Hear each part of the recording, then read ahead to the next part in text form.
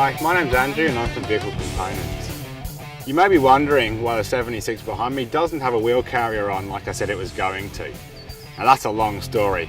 Let me tell you about it.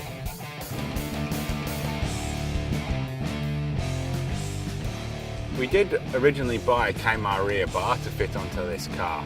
This thing's got a great reputation and we're really excited to put it on. When we went to fit the bar, which is no small job, we actually found that we had lots of issues with it. We had holes in the wrong place, the tow bar hit some bolts on the chassis rail that stopped it going into position, and some centering issues of the bar on the car.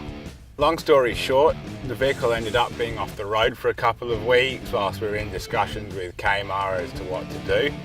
And eventually, we just had to put something on to allow us to tow. So we've ended up with a Toyota factory rear bar on here now.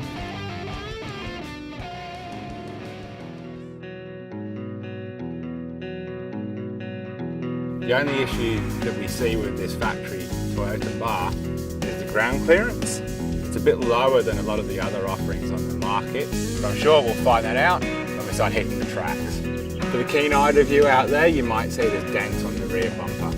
Now I wish I could say that was someone else, but that was me trying to align the trailer up with the car in the dark.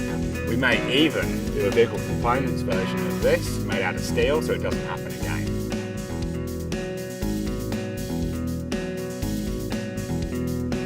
So that's the story about the wheel carrier. Now, as we don't currently have a solution, I'm interested to know what you think. Please post something in the comments so we can have a look at it. Keep an eye out on Facebook and YouTube for the rest of our videos. I'll catch you later.